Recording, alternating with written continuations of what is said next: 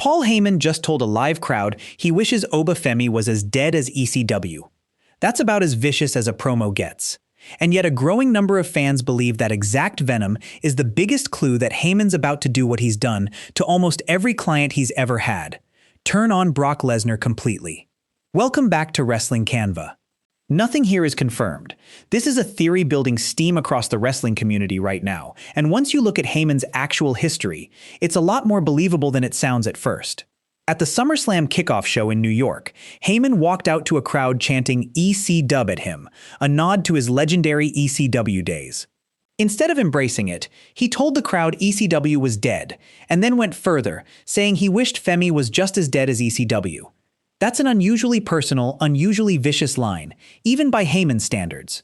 Here's what makes wrestling fans suspicious of a promo like that. Heyman has spent decades in this business, and his most famous storytelling trick isn't loyalty, it's betrayal. He turned on CM Punk. He's manipulated Roman Reigns. His entire legacy as an on-screen manager is built around switching allegiances at the exact moment it hurts the most. When a Heyman client starts talking about an opponent with that level of personal hatred, longtime fans know that's often exactly the moment before a swerve. This isn't the first time Heyman's gone to strange lengths regarding Femi. Weeks earlier, he brought actual police officers into the ring on Raw, claiming Femi had violated a restraining order, only for Adam Pearce to later reveal backstage that the entire thing was staged, phony mind games designed to rattle Femi before Hell in a Cell. Think about that from a storytelling perspective. Why would Heyman need to fabricate an elaborate legal stunt against someone he claims Lesnar will easily destroy? That's not the behavior of someone confident in an easy win. That's the behavior of someone deeply rattled, doing everything he can to control a situation that's already slipping. If you want every twist in this rivalry heading into SummerSlam, tap subscribe. I'm covering it all. Here's a detail that's fueling this theory even more. Heyman recently walked away from the Vision, the stable he'd built around Seth Rollins and Braun Breaker, on Raw. That's a man who's shown he's willing to abandon an entire faction when he senses it's no longer working in his favor. If he's capable of leaving a group he helped build from scratch, walking away from a client relationship with Lesnar isn't as far-fetched as it might initially sound. This rivalry has already gone through massive swings.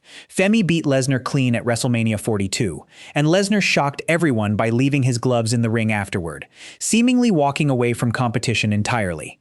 Then Lesnar returned to viciously attack Femi, pinning him in a rematch at Clash in Italy to even the score. Now it's building toward a trilogy match inside Hell in a Cell, with Lesnar holding experience advantage in that structure, including 2 previous wins over The Undertaker inside it. That back-and-forth, unpredictable history is exactly the kind of rivalry where a mid-match swerve involving Heyman would feel earned instead of random. Heyman spent his career attaching himself to the most dominant, most dangerous forces in wrestling at any given moment. Lesnar's still an intimidating presence, but Femi is a genuine rising star, a King of the Ring winner who's already beaten Lesnar once clean. If Heyman's reading the business the way he always has, backing the ascending star over the aging veteran wouldn't be betrayal for its own sake. It would be exactly the kind of calculated business decision he's built his entire character around. If this theory does play out, the most dramatic version would be Heyman inserting himself into the Hell in a Cell match itself, either costing Lesnar the win directly or simply standing by as Femi finishes him off. Given how personal and elaborate Heyman's mind games have already gotten with the fake police stunt, WWE's clearly building towards some kind of climactic moment inside that structure, beyond just a straight wrestling match. It's worth being fair here too. Heyman and Lesnar have one of the longest, most consistent manager-client relationships in wrestling history, spanning decades with very few actual betrayals between them specifically.